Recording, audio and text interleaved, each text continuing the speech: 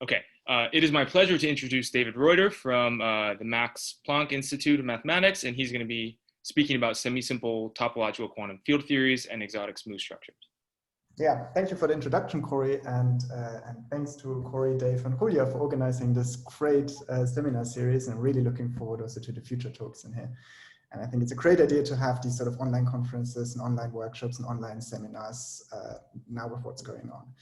And I'm going to talk about topological quantum field theories and somehow how, if you want, some ideas from quantum algebra, mainly related to semisimplicity and separability, interact with four-manifold topology in an interesting way. And it's really sort of about this trade-off between sort of fusion categories, braided fusion categories, and these sorts of ideas and geometry. And let me sort of, before I start, fix some conventions that are going to hold throughout this talk. I usually don't really like fixing conventions at the beginning of a talk, but I find it quite helpful here. Namely, K for me is always going to be some algebraically closed field. For the examples that are going to come up, I will always also assume characteristic 0. For the sort of theorems and statements, algebraically closed is fine. And moreover, all manifolds that are going to appear in this talk are going to be compact, smooth, and oriented. So whenever I forget to say one of these words, I've just forgotten it. Like you can always, every single manifold that appears here has these three properties. Okay, so let's get going. This talk is about topological quantum field theory. So what is a topological quantum field theory? Well, the definition goes back, as probably most of you will know, to Atiyah, and based on ideas of Segal and Witten. And the definition that I'm going to use here is that an oriented n-dimensional topological quantum field theory, in short a TQFT, is just a symmetric monoidal functor from this category, symmetric monoidal 1 category of cobordisms to the symmetric monoidal 1 category of vector spaces. So this category on the right here has as objects vector spaces, as morphisms, linear maps, and this as tensor product. Well, the tensor product of vector spaces, so I guess you're all familiar with this guy. And this one on the right has as objects oriented, closed, smooth, n-1 manifolds. And as morphisms, it has compact or oriented cobordisms.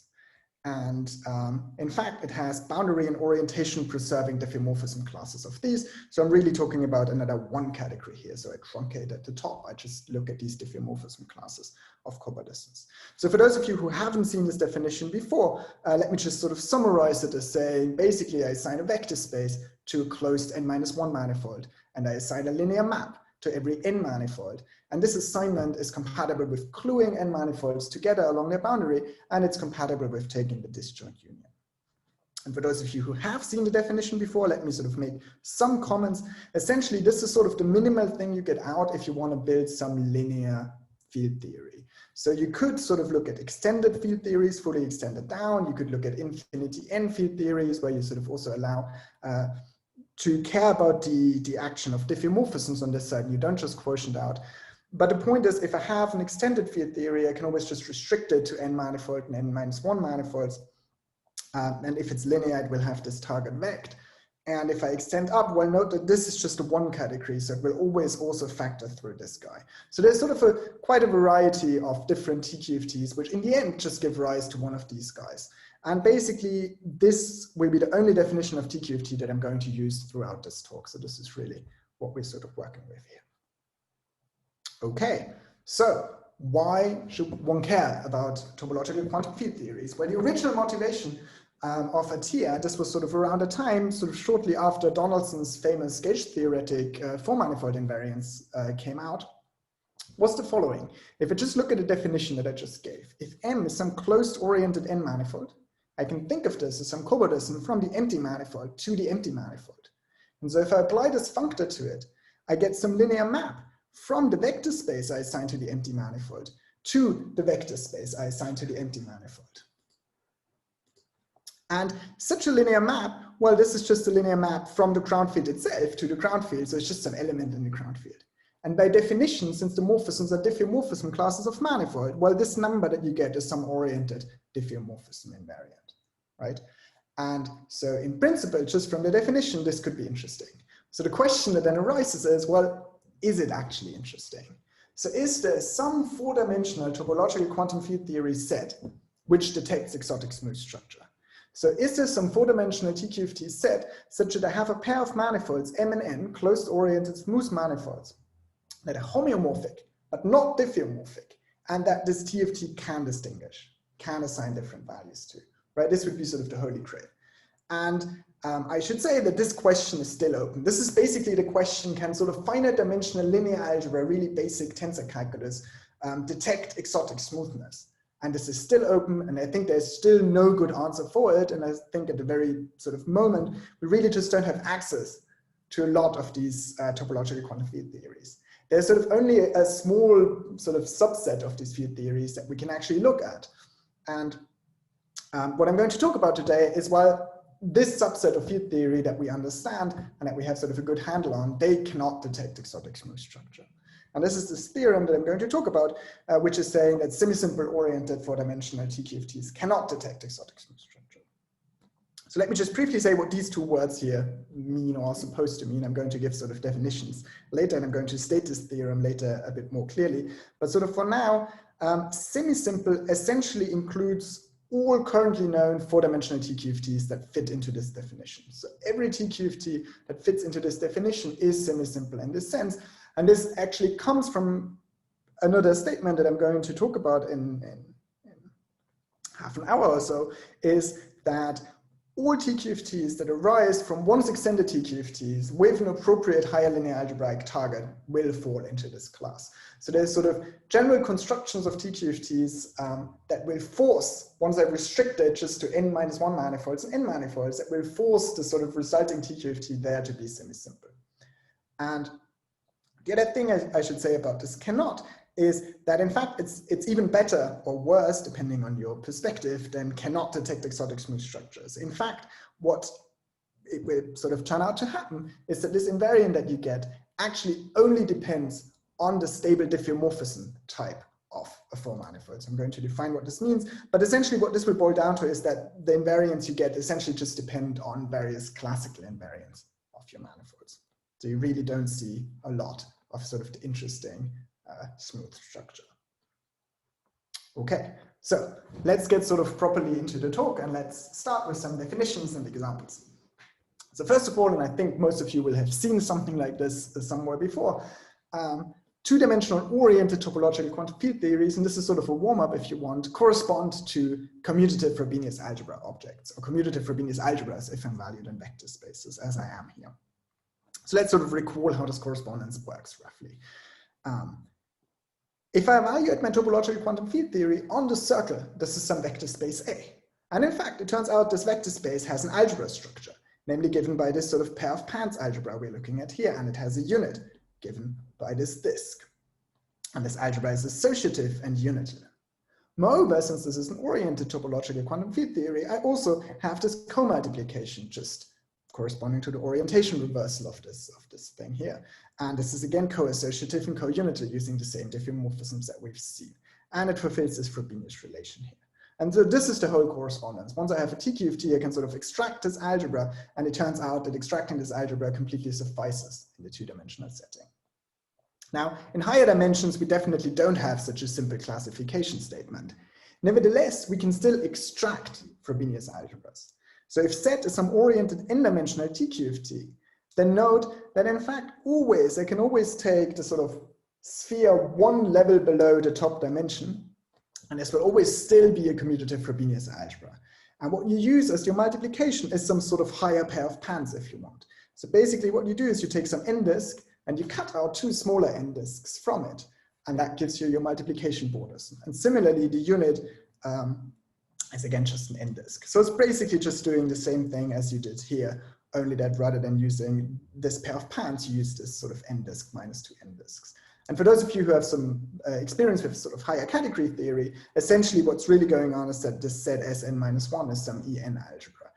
But for us, since we're sort of topped out, since we're just in vector spaces, as long as my n is greater or equal to 2, this will just be a commutative Frobenius algebra. So I should say that here I assume that n is greater or equal to 2. Okay, so more generally, not only set of Sn-1 is a commutative Frobenius algebra, there are a bunch of other commutative Frobenius algebra objects that I can build. Namely, I can just look at Sk cross Mn minus 1 minus k. So I take a k-sphere and I just Cartesian product it with some other manifold to get to the right dimension. And again, this is a commutative Frobenius algebra object, essentially what you do is you take this commutative Frobenius algebra object Sk and you just Cartesian product everything up with n. So all of the structure morphisms, the multiplication and the unit are just sort of the multiplication of this Sk guy cross n. And m is here some arbitrary closed n minus k minus 1 manifold. So I have all these sort of Frobenius algebra objects, if you want, that sort of interact in some funny way in this TFT. And let me sort of introduce some notation. And this is sort of a problem, if I look at Sk cross Sn minus 1 minus k, I suddenly have two different Frobenius algebra structures, and I generally underline the one that I'm going to use. And generally, I always use the one on the first copy. So if I write sort of Sk underline Sn minus 1 minus k, this means here I'm using this Frobenius algebra structure, and I just treat this S just as some manifold. It doesn't matter that it's a sphere. Okay, so this is sort of the basic setup. Any questions about this so far? Great. So now let's get to the definitions, right? I said that the semisimple topological quantum field theories cannot detect exotic smooth structures. So what is a semisimple TQFT? Well, let's just define a semisimple TQFT to be one for which the algebra is assigned to the 3-sphere, and for which the algebra, this Frobenius algebra that we've just seen on the last slide, assigned to the 2-sphere cross S1 as semisimple. So this is just a definition, first of all. There are sort of possibly better definitions and possibly stronger definitions. For example, one could also ask all of these sphere algebras to be semisimple. But for sort of all intents and purposes and everything that I wanted to do in this talk, it actually just suffices to ask these two algebras to be semisimple. So this is really sort of the most minimal definition I can make to get the result that I want to get. Can I ask something? So on S2 times S1, you will get actually two different Frobenius. I mean, it's the same vector space with two different Frobenius algebra structures. Exactly, that's correct. And it is possible that one will be semi-simple and one will not be semi-simple? Yeah, that's a very good question. I think, given these results, I don't know. I would think that probably the other one will turn out to be semi-simple, but I definitely haven't put it into the definition here. So if you just look at the definition, possibly not, but I think the sort of the algebra of these Bodelsons will probably force it to be, but I haven't thought about this. Okay, thank you. Right. So at least in the example, like in the concrete examples that I know of, both of them will be semi-simple. Yep. Yep. Right. And so let's sort of briefly talk about these conditions, what these conditions mean, right? And to talk about what these conditions mean, let's sort of think a bit about what these two algebras are. What are they supposed to sort of capture, right? And let's sort of put on our physics hat and think about these from sort of a bit of a physics perspective.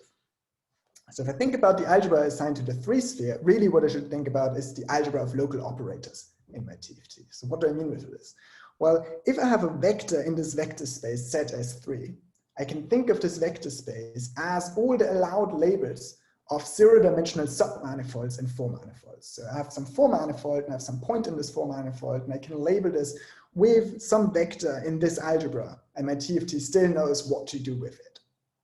So formally, the way you do this is you just take your 4-manifold, you take your point in this 4-manifold that you want to label. In fact, it has to be some normally framed point, and what you do is you just cut it out of your 4-manifold. So then what you end up with is a Bodeson, which goes from this 4-manifold minus sort of this tubular neighborhood around this point. And this, of course, has boundary S3. And so you just feed in this vector that you want to label this thing by, and you can sort of compose this together to get a number. And this you should really think of as this point being labeled by some vector instead of S3. And so you get sort of, you now suddenly know not only what you do with 4-manifolds, but with 4-manifolds, where at some point in space-time, suddenly this vector sort of appears. And this is really the sense in which it's a local operator. Right. So this is okay. This is my set of S3. What's my set of S2 cross S1? First off, if I would have an extended topological field theory, I can answer this question a bit better. So let me sort of first answer it from a sort of once extended field theory perspective. Set S2, the category, so if you would be extended, and there would be something like a category or some object of some 2 category, you assign to the 2-sphere, you should think of as the labels of 1-dimensional submanifolds in your 4-manifolds. And this is basically the same sort of reasoning as above. And so these are really somehow the world lines of point particles, if you think about it physically. So what set S2 really is doing is it talks about the point particles in your field theory, and somehow the fusion of these point particles is the algebra structure. And how set S2 cross S1 comes in is really as some sort of trace decategorification. It's really somehow, really you want to think about it as this category of point particles and their world lines, but you just decategorify by crossing it with a circle. And another way to think about this, which is essentially sort of the same way, but maybe sort of a more mathematical thing to say, is that just following the story up here, well, what I can do is I can take my 4 manifold, and suppose I do have an actual embedded 1 manifold in this 4 manifold. And I again assume that this one sort of embedded knot or link in my 4 manifold is normally framed. What I can do is I can just take this 4 manifold and cut out again some tubular neighborhood of this link. By this normal framing, this gets sort of a canonical coordinatization of this boundary. And this again now gives me a border sum from S2 cross S1 to K, which is cutting out sort of the neighborhood. And now again, I can feed some vector in this algebra I can feed in, so I can sort of look at the 4 manifold with this embedded knot or link in it, labeled by some element in set S2 cross S1 and evaluate that thing. Okay, and since we're here in a quantum symmetry seminar series, I think now it's time to sort of introduce the main example of these oriented 4D TFTs that there is, and it's sort of a nice example and it works fairly well, which is if I have some ribbon fusion category C, then there is in fact some associated semisimple 4-dimensional oriented topological quantum field theory. And I'm not going to define this whole topological quantum field theory. I'm just going to sort of, during this talk, I'm going to tell you various values and various manifolds, and then you will sort of start to get a feeling, sort of a flavor of what this field theory is doing. Particularly in this case, the local operators are just 1-dimensional. And this, we'll see this comes up later. This basically corresponds to the fact that I said fusion here, not multi-fusion. So this is really somehow the indecomposability of this guy. And more interestingly, what's this category of point particles? Well, as I was saying, really it comes from somehow the value of S2. And the value of S2 on this field theory is a category, namely it's a symmetric center of my ribbon fusion category, or also known as the Muger center. And so I should say, if you're not familiar with ribbon fusion categories, you can completely ignore these examples. And whenever ribbon fusion categories come up, just ignore what I'm saying. But I assume that probably most people in the audience are actually familiar with it, so it might be helpful. So S2 is somehow the Muger center. And so as I was saying, S2 cross S1, we should just think of as its trace type decategorification. And in this case, it really turns out to just be the Grothendieck ring of the symmetric center. So if you want just a free abelian group generated by the simple objects in this symmetric center, and then just tensor up to K, to the ground field, so that I really can make it linear. And so both of these things really play the roles that they're supposed to be playing, right? Why is this a symmetric center? Well, it's point particles moving in 3-dimensional space, and this certainly is some symmetric monoidal category, right? There's no Cranietta crossing and 4 manifolds. Okay, so this is sort of the basic intuition and the basic definition. So let's sort of look more carefully, sort of mathematically, what are examples of these semisimple 4-dimensional TFTs. First of all, we have the invertible TQFTs. So here in this dimension, a TQFT is invertible if all the vector spaces assigned to 3 manifolds are 1-dimensional, and if all the linear maps between these 1-dimensional vector spaces assigned to 4-dimensional cobordisms are invertible or non-zero numbers. And invertible TFTs are fairly easy to see are semisimple because all of the algebras are just 1-dimensional, and every 1-dimensional algebra is semisimple. So this is sort of straightforward. Another cool example are unitary TQFTs.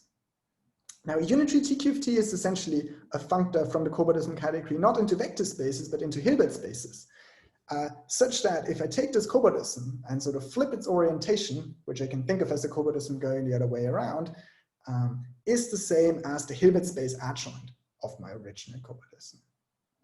And these are semisimple essentially for sort of the usual reasons that finite dimensional C-star algebras are semisimple. And the last, and this I would think of as the biggest example, and sort of basically all field theories that I know of and that I'm using here fall into this class, is TQFTs that can be once extended. So they can be extended once more. So this means I can extend them down to 2 manifolds. So I can assign something to 2 manifold. And the target has to be one of these various versions of a 2 category of 2 vector spaces. So you could, for example, assign to a 2 manifold an algebra and to a bordism bimodule and bimodule map. You could assign Ruby complete k-linear categories, k-linear functors, natural transformations, etc. So there are various categories of this sort of finite linear algebra sort.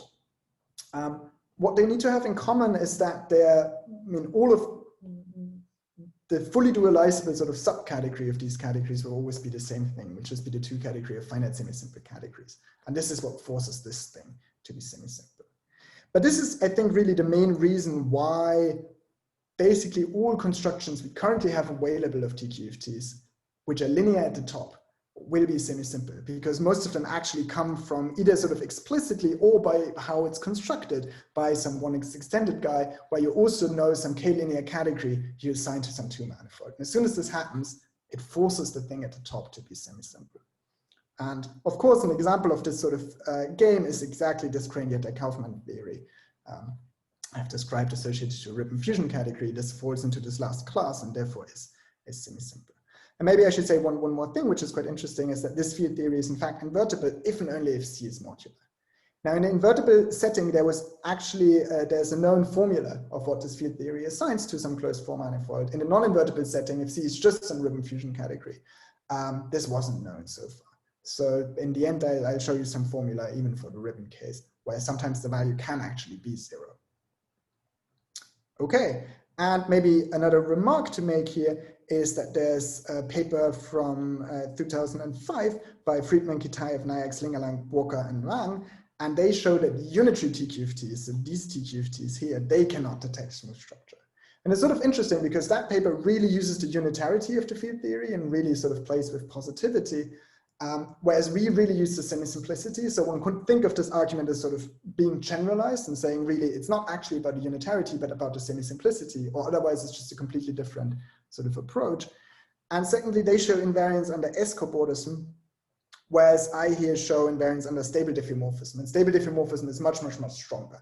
So it kills off far, far more interesting manifolds. It's basically the stable diffeomorphism invariance just tells you that the TFT really is fairly boring as a TFT. Okay, so any questions up to this point?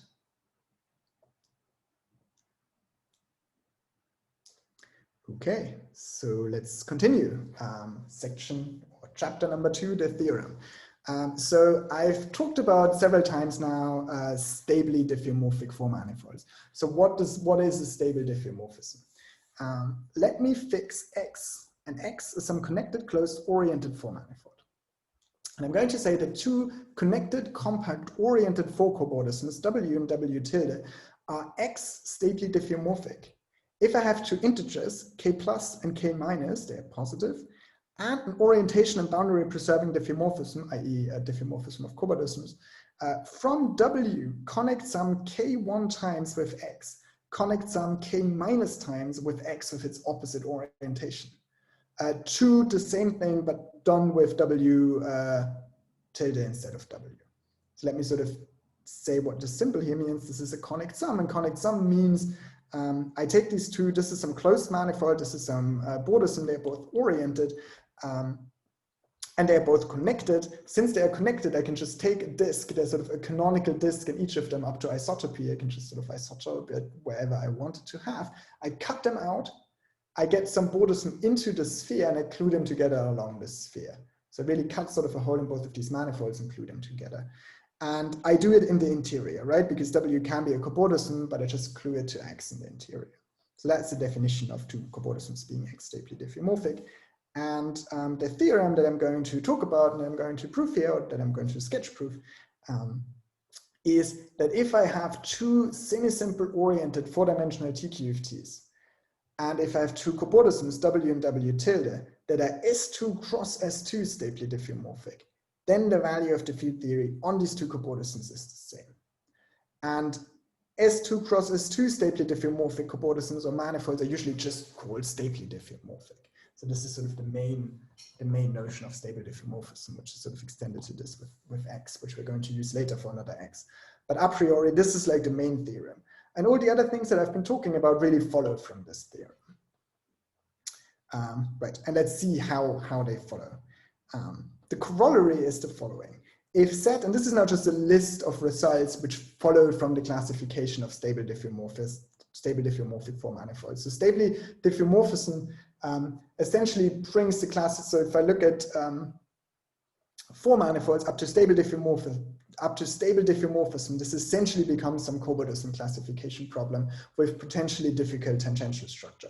But it's essentially something you can handle with algebraic topology. And therefore, it's sort of, this is very well studied for, it's mostly all of these groups of stable diffeomorphism classes of manifolds are well known. And so let's just sort of collect some results that just sort of immediately follow, but just sort of chaining this result on the last page together with these classification statements. So if Z is some semisimple oriented 4D TQFT and M and N are closed oriented smooth four manifolds. First of all, if M and N are homomorphic, then Zm is equal to Zn. That's the result that I was claiming on the first slide. We cannot detect exotic smooth structure. Secondly, if M and N are simply connected and homotopy equivalent, then the value is again equal. Now this means basically I cannot even detect a homotopy type in case the manifolds are simply connected. If the manifolds are not simply connected, it's a bit more tricky. What I can say there is that if the universal cover of M does not admit a spin structure, then Zm again only depends up to homotopy. And in fact, it only depends on sort of a finite number of well-known invariants, namely the Euler characteristic, the signature, the fundamental group, and the image of the fundamental class. So I take the fundamental class of my manifold M, and I map it forward along the classifying map of the universal cover. So pick some universal cover. You get a classifying map for this universal cover. You can map your fundamental class forward. You get some element in the fourth homology of pi1 of your manifold. And these four things is what the TFT will depend on. It won't depend on anything else. So this is sort of these classical invariants that I've been talking about. Right, and this essentially just follows from these sort of various classification statements of stable diffeomorphism types. And let me maybe make a comment about the spin structure, and we'll come back to this later. If I wouldn't make this assumption on spin structure, then the stable classification becomes a bit more difficult. And for example, there are in fact examples of homotopy equivalent closed-oriented four manifolds that are homotopy equivalent but are not stably diffeomorphic. Right? If they would be simply connected, then they're automatically, if they're homotopy equivalent, they're stably diffeomorphic. But in this case, if I have a universal cover which does admit a spin structure, then you can have non-stably diffeomorphic homotopy equivalent manifolds. And in fact, these could potentially be detected by semisimple field theories. So you can't quite make the statement that they only depend up to homotopy type, but it gets pretty close. And this is what we're going to see later. And this is quite a nice sort of matching up the spin structure that we're seeing here. If I want to be able to sort of play around with some manifolds where the universal cover admits a spin structure, and I want to see the homotopy type of these things, then I necessarily need to have emergent fermions. I necessarily need to have fermions in my field theory to be able to do something with it. We will see later that if I don't have fermions, then it really just depends on the homotopy type. Okay. So, right. So I think it's a good point to sort of sketch how this proof works. And the proof is sort of, I mean, at least sort of sketching it is I think, simple or easy enough and sort of funny enough to sort of try to sketch it out here. So what we want to show is the following. Suppose that Z is a semisimple, is one of these semisimple oriented field theories. And suppose that I have two manifolds, M and N, that are stably diffeomorphic. So what does this mean? This means that M Conic Sum up with an S2 cross S2 by some fixed number K is actually diffeomorphic to N Conic Sum up with the same number of S2s cross S2s. Right? Previously in the definition, I had to take X and X bar, but S2 cross S2 is diffeomorphic to its orientation reversal. And so I just need to take one of these. So that's what I want to show, right? If I can show this, this means that M and N are stably diffeomorphic, and this means, well, the value is equal. So how do we do this? Well, we have to use both semisimplicity of the 3-sphere, and we have to use semisimplicity of S2 cross S1. So those are the two things that we are given. So let's look at semisimplicity of the 3-sphere. First off, let's just use the classification of commutative semisimple finite dimensional algebras. A semisimple finite dimension commutative algebra is just isomorphic to a sum of one-dimensional algebras. Okay, so it's just a sum over K. And now there's a result about TFTs in arbitrary dimension by Salmon, which is now also already, I think, over 20 years old, which says that if I have a decomposition of the algebra associated to the top dimensional sphere, I do in fact get a decomposition of the TQFT. So then this TQFT can be decomposed into a direct sum of TQFTs. So to a connected manifold, I'm going to assume just a direct sum of sort of these various pieces. And for example, to a closed manifold, I'm just going to assign the actual sum over these components. And for each of these set i's, I can assume that the value in the 3 sphere is one-dimensional. So for this Cranietta example, this Cranietta-Kaufman example associated to a ribbon fusion category, sort of what you should roughly think of as happening here is that if I start with some multi-fusion category, I can take the endomorphisms of the tensor unit and I can decompose that algebra. And then I'm looking at the TFT associated to each of these indecomposable pieces. So then this is sort of a TFT associated to one of these indecomposable multi-fusion categories. Okay. Right, and so this is now used semisimplicity of S3. This is now used up. We now can assume that our TFT assigns just a one-dimensional algebra to the top sphere. So next up,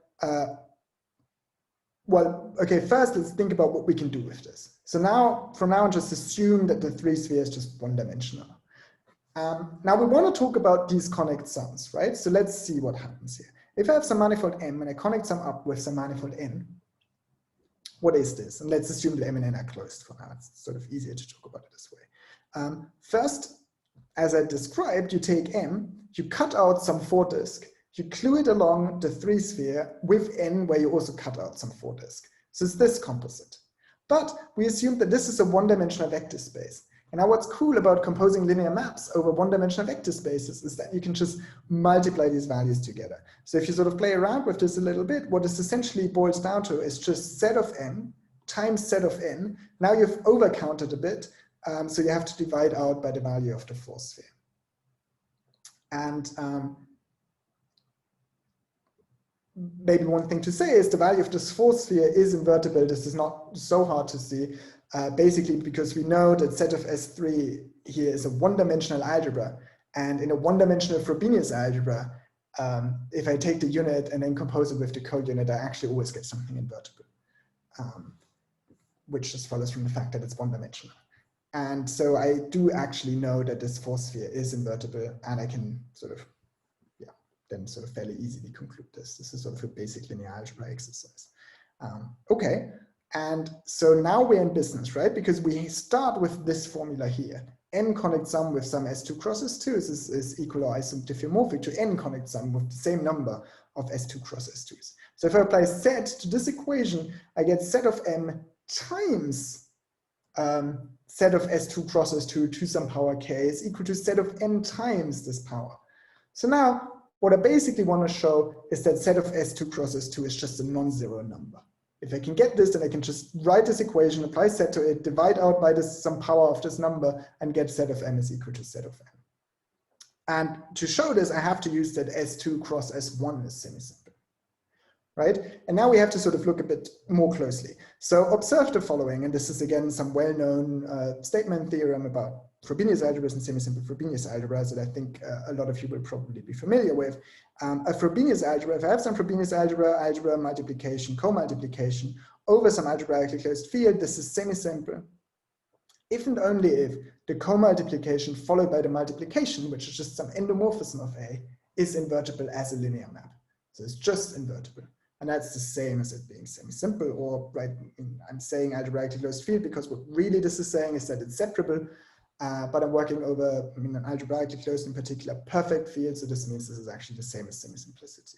So really, I should have probably in the beginning, the better thing to say about these is that those are separable TFTs, but under the assumption on the field, this is actually the same as semisimplicity. Okay, so what can I do with this? Well, let's look at the following. We want to use that the Frobenius algebra S2 cross S1 is semisimple. So we want to look at this M composed, this multiplication composed with co-multiplication for this particular Frobenius algebra. So let's look at this, and let's look at the following sort of equation, right? First, I have n composed with this co-multiplication, and this is some cobordism. I could write down what it is as a manifold, but I don't need to. It's just some cobordism which goes from S2 cross S1 to S2 cross S1, right? Some endomorphism. Now we look at the manifold S2 cross D2. This is some cobordism with boundary S2 cross S1. So I can think of it as a map in the cobordism category from empty to S2 cross S1, right? Similarly, on the other side, I find that I have a diffeomorphism, a boundary and orientation preserving diffeomorphism from this composite manifold, right? I take this manifold, this goes from empty to S2 cross S1, and I compose it with this bordism and gets overall some manifold which goes from empty to S2 cross S1, and this is diffeomorphic to the following manifold. First, you take S3 cross S1, that's just some closed manifold, and so it's an endomorphism of the tensor unit in this cobordism category. You take S2 cross S2, it's again a closed manifold, it's again an endomorphism of the tensor unit. You connect some these together, and you connect some this whole thing together with the manifold S2 cross D2, which is the same manifold that appears here, and this is a map from empty to S2 cross S1, right? And so this is just some equation, if you want, in the cobordism category, and you can just check this, and it takes a bit of sort of rewriting until you see that there's an actual diffeomorphism that implements this. But now let's look at this a bit more clearly, right? Once I apply set to it, I know that the conic sum basically turns into multiplication. So what this is some endomorphism. This is M composed with delta, some endomorphism of S2 cross S1. This is some vector in S2 cross S1. This and this is a scalar, and this is again a vector.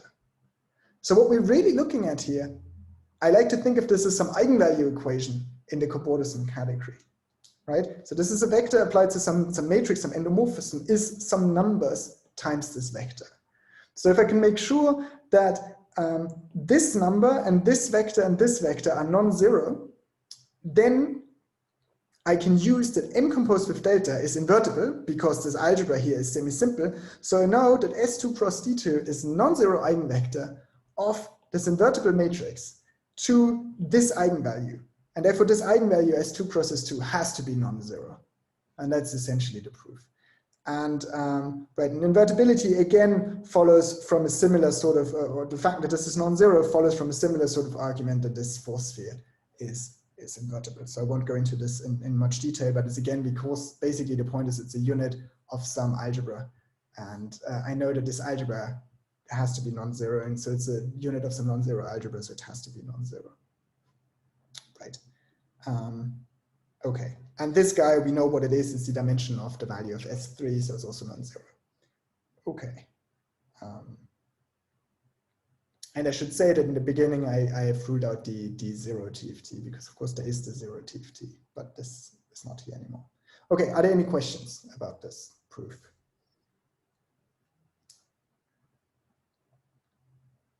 Cool, then let's move on. And let's, as promised, talk about sort of these spinability assumptions and sort of how fermions figure into this game. So as we've seen in this sort of classification of stable diffeomorphism classes of four manifolds, there was this weird spinability assumption that I had to assume if I wanted to get this classification up to homotopy, and if I wanted to make this sort of as simple as possible, really. There are classification statements if you don't assume this, but if I want to make it really easy, I have to assume this assumption that the universal cover of my manifold does not admit a spin structure. So how is this related to TQFTs? Can we see something like this at the site, sort of at the level of TQFTs? And the answer is yes. So let me make the following definition. An oriented four-dimensional TQFT has emergent fermions if the Clark twist, which is some diffeomorphism of S2 cross S1, is not the identity. So let me first define what I mean by this, and then let me sort of explain a bit why intuitively this is what you would define. So up to isotopy, what is the Clark twist is basically the unique orientation preserving diffeomorphism of S2 cross S1. And you can just think of it as mapping x, y, x in S2, y in S1 to alpha y applied to x, comma y, where alpha is some generator of pi1 SO3, right? And really, so you should really think of it just as pi1 SO3, what you're seeing here. And this is a way to characterize sort of the sense that this TFT has emergent fermions. So what do I mean with emergent fermions? let's recall that I want to think of S2 cross S1 as some trace decategorification of S2. So really I want to think of as sort of looking at S2 here, right? And S2 I want to think of as the category of point particles. And set of phi is really the trace decategorification of something that acts really on S2. That's some isotopy of the identity diffeomorphism or the identity bordism, if you want, on S2. And what it does, it basically should be thought of, and I won't go into much detail why, I can explain it later, but it should be thought of as taking a point particle in 4 space, or in 3 space, sorry, it's a point particle in 3 space, and rotating it over time by 360 degrees. Right? So I take this particle, I rotate it 360 degrees. This is really what this set of phi is doing. And so in particular, if set of phi is equal to -1, what this means is that I have a particle in 3 space and I rotate it 360 degrees. And what happens is that this particle will get sort of a phase of -1. And so this means this particle behaves fermionic in the sense of sort of spin fermionic. It's not statistics fermionic, it's spin fermionic if you want. And to sort of bring this point home, really, if you look at this concrete example of the Cranietta field theory, right, I was saying that the value of S2 cross S1 is just the symmetric center, it's the Grothendieck ring of the symmetric center. So bases in here are just the simple objects of the symmetric center. And the way this map acts is it maps a simple object to the twist of that simple object times the simple object, right? And notice that the twist of the symmetric center can either be +1 or -1. And so this is really the set 2 that you're seeing here. And so lastly, let me sort of comment on why this is called Emergent Fermions. It's just called Emergent Fermions because my original TFT was valued in the category of vector spaces. So the TFT itself was bosonic. Nevertheless, there's sort of these quasi-particles, these point particles that fly around in 3 space and sort of that you sort of start seeing as defects, if you want, in your TFT. And these really behave fermionic now. And really, this is sort of the best way, if you only have access to the top 2 layers of your field theory, to capture what it means for a particle to at least have sort of the spin behavior of a fermion. Okay, and right, and so now the statement is the following, that one can prove is that if Z is a semisimple oriented field theory, then Z has no fermions if and only if Z is CP2 stable. And being CP2 stable is an even stronger condition than being S2 cross S2 stable. So if you're CP2 stable, then you're automatically S2 cross S2 stable. And so once Z has no fermions, it's even more boring, right? And in particular, you can take this last statement, and there was this last sort of, the last block of this last statement, where various conditions, under these sort of spinability conditions, in the end, it turned out that Z only depended on a bunch of sort of classical invariants. And the point is now we can get rid of these spinability conditions. So if Z is indeed fermion-free in this sense and semi-simple, then the value of a 4-manifold really only depends on the homotopy type, and in fact only depends on these sort of boring classical invariants, Euler characteristic signature, fundamental group, and the image of this fundamental class. And that's all there is. So if you want to see more than these things, you should look at a TFT which has fermions. And sort of, let's get to my last slide and let's see what these TFTs can sort of detect once I look at a simply connected closed 4-manifold. So using the classification of stable diffeomorphism types, I can actually start looking at concrete simply connected closed 4-manifolds, and I assume that Z is a semi-simple oriented, and I should say indecomposable. Yeah.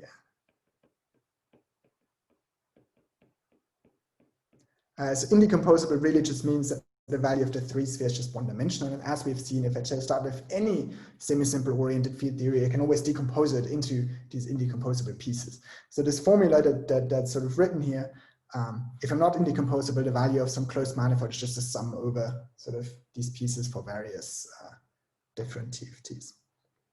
And the point is, as you can see, really the value only depends on a bunch of numbers. They're really sort of, if I have no fermions, there are 2 different numbers, namely the value on CP2 and the value on CP2 with its opposite orientation.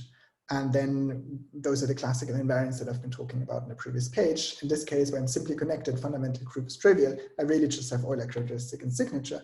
And if I do have fermions, there are 2 other numbers that come into the game, and this is the value on the K3 surface and the value on S2 cross S2. And moreover, all entries of this table are in fact non-zero except for this one, which is obviously 0. So this gives you sort of a structural perspective how these TFTs look like and how boring these TFTs sort of are. So let me end with the Cranietta field theory, because there we sort of quite nicely see what these numbers are and in what sense it depends on these numbers. Namely, if I have no fermions, well, what is the value of the CP2? It's just the Gauss sums. So CP2 will just be the sort of positive Gauss sum up to some normalization factor. So I sum up over all the objects in my category, the twists times the dimension of the simple object squared, and the CP2 bar will, well, I just sum up the negatives of these theta i's. And if I do have fermions, these two other numbers come into play, and what this is basically recording is the global dimension of the symmetric center. And I'm going to talk a bit about this in a second. And a corollary of this, for example, which is quite nice, and if you want to check it directly, is actually a bit tricky, is that if C is a ribbon fusion category, then the Gauss sums are 0, if and only if C has a simple transparent object with non-trivial twist, right? Because recall, when does the Cranietta field theory have fermions? Well, the clock twist was acting just by sort of mapping a simple transparent object, a simple object in the symmetric center, to theta I times the object. And the clock twist is trivial if and only if every simple transparent object has trivial twist, has twist 1. So if there's a simple transparent object with non-trivial twist, this is equivalent to saying that C has a fermion in this world. And so this is really an equivalent condition for making sure that the Gauss sums vanish. And so this just follows from reading it off of this table, right? As I was saying, these two values are non-zero if it has no fermions. If it has fermions, you can really check that CP2 is non-spinnable, and so there you get your 0. And the other thing I should say, which I think is quite nice, maybe before that, if C is a modular tensor category, this is the case we've discussed before, this is equivalent to saying that set of C is invertible, then we're in a world where it was already possible to compute the value on a 4-manifold. And in this case, there's an old formula which was known originally due to Cranietta and Kaufman, sort of shortly after the paper on Cranietta field theory. And there the value is what can be computed like this. And in fact, you can easily check that this is actually the same as would fall out of this non-fermion case. And of course, if it's modular, then there are no fermions, and so it really falls into this story. And now what's quite interesting somehow is that what one sees here is that rather than, I mean, maybe sort of a spin of the perspective is that rather than looking at Pareto fusion categories and asking what can they tell us about 4-manifolds, well, not so much. You could ask what can Pareto 4-manifolds tell you about these Pareto fusion categories, or 4-manifolds tell you about these Pareto fusion categories. And there they sort of throw out these numbers at you that you know are interesting, namely the Gauss sums, for example, the global dimensions. And then there's this weird number. And if you look at how would you compute such a number given a Pareto fusion category, this value on K3, you can look at certain handle diagrams for these manifolds. And essentially the Gauss sum, right, you can think of as some unknot. Right, I can sort of draw this as some unknot with some sort of twist 1 in there, and that's how I would compute it. I sum this thing up over my simple objects. And if you want to have sort of an analogous formula for this guy, there is one. There is some concrete link you can look at, but this link has 22 components. And I can point you to a place in the book where this link is. But somehow this is saying, you know, there's this link with 22 components. And as soon as you have a Pareto fusion category where there is some object in the symmetric center whose twist is -1, then maybe you should look at this 22 component link and compute sort of what value this spits out. And this is maybe telling you something interesting about your Pareto fusion category. I have no idea. I haven't yet tried to actually compute it, but I invite you all to do it. And that's the end of my talk. And I hope you enjoyed it. And I guess now we actually have a bit of time for questions. All right, thank you, David. Does anyone have any questions they'd like to ask? If you do, feel free to just unmute yourself and ask away. Yeah. So, Question. So here, yeah, on this slide, you mentioned the Gauss sum equals 0. This is related to the CP2, right? Yes, exactly. Yeah, I wonder what is the 3D TQFT analogy, because in 3D we also have this Gauss sum equals 0. What is the corresponding manifold which may be 0? Yeah, right. So in 3D, in 3D, what happens is that you take really these 3D examples where the Gauss sum appears, you still have your modular category. So really somehow one should think of this as some three-dimensional theory living on the boundary of some four-dimensional theory.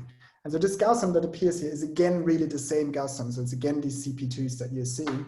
But what you do is you take your three-dimensional theory, and if you want to implement it as an actual functor on a border sum category, you usually, what you try to do is you try to kill off the four-dimensional theory. You try to sort of not be able to see the four-dimensional theory. So there's some normalization with the Euler characteristic going on. And then what you try to do is you essentially try to sort of the Euler characteristic you can normalize away, but then you still have the signature of your four manifold around. So this is sort of an invariant for four-dimensional border sums that you're still seeing there and that you want to get rid of. And so the way you do this is you take this number divided by this number, right? This is the signature and this depends on minus the signature. So if you want to get sort of the factor that actually depends on the signature, it's this guy divided by this guy. And you have to ask this quotient to be 1. Then it doesn't depend on the signature of the sort of bounding four manifold. And this is what's known as the modular category being anomaly free. So maybe this is what you were referring to. It's that somehow the positive Gauss sum is equal to the negative Gauss sum. Oh. And otherwise it will depend on this bounding four manifold. And otherwise it will depend on this bounding four manifold in basically this way. I see. Okay, thank you. Welcome. So, oh, go ahead. One question, you mentioned direct sums of TFTs at some point, right? With, I mean, with Z of S3 is equal to direct sum of Ks, and then it decomposes accordingly. So how exactly do you define direct sums of TFTs? Because, I mean, TFT, I think of somehow a monoidal functor, and usually sum of monoidal functors is not.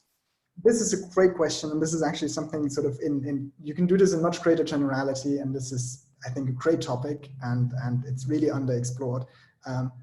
In the top dimension, you can do it by hand by just saying, well, there is something about the cobordism category, which is cool. You can look at connected manifolds.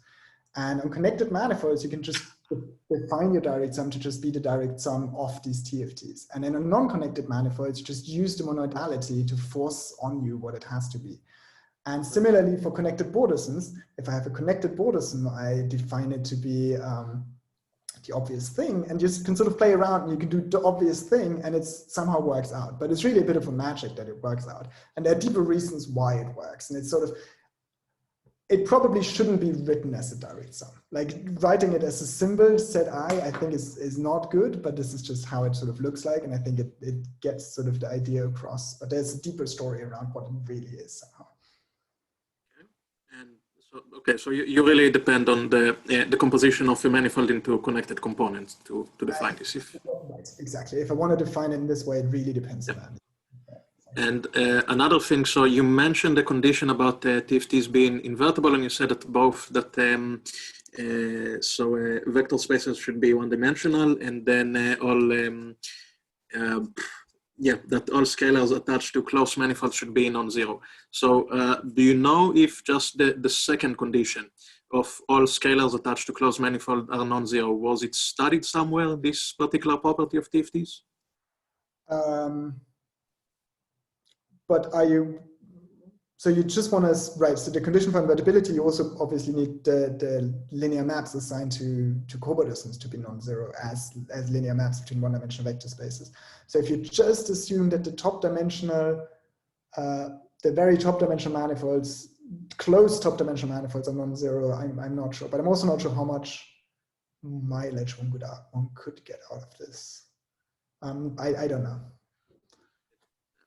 Asking because there are questions there are situations in which it happens. For example, I mean, at least in three-dimensional, when you take the TFT coming from, let's say, the Drinfeld double of a finite group, then it measures something like the number of homomorphisms from the fundamental group of the finite group to, the fundamental group of the manifold to this finite group, and this is always positive number, at least one. So that's why I'm wondering if, okay, but just. I mean, in general, I think you can potentially, I mean, there aren't that many like sources for these linear TFTs, but in general, I think you could imagine a TQFT to be completely wide and still have the sort of numbers assigned to closed manifolds be non-zero. Okay, thanks. So, so I have a question, David. So the fifth cobordism group of oriented manifolds is a Z2. So you expect to be able to have at least kind of 40 TQFTs, which are anomalous for the non-trivial cobordism class in 5D. Yes. At least if you sort of follow but I think Fried Hopkins' analysis of anomalies. Have you studied those, and does the same kind of failure to, like, do you have a statement of the form kind of semi-simple anomalous TQFTs also? No, I think that's a great question. Yeah, exactly. So here I'm definitely only studying non-anomalous TFTs, right? It's like, this is an actual cobordism functor. I think, yeah, it's a great question. Let me see whether this would.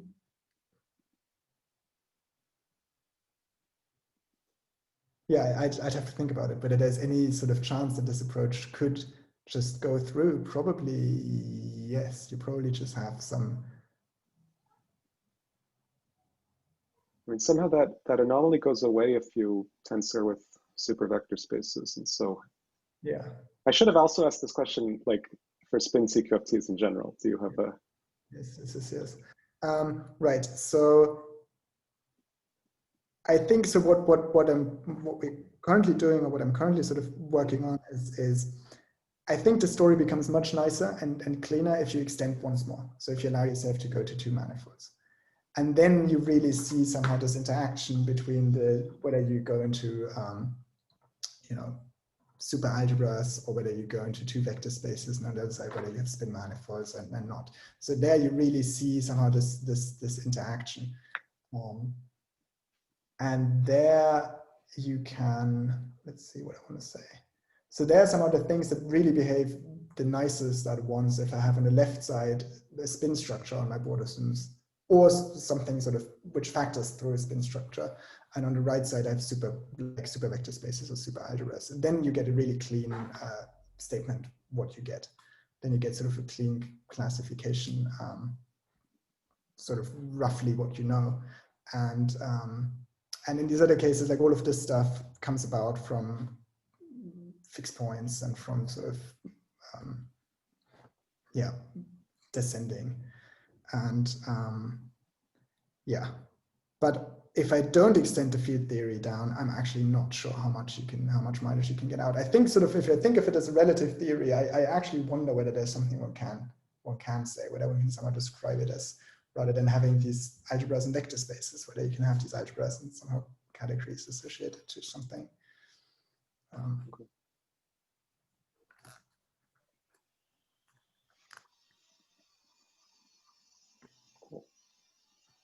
Okay, do we have any other questions for David?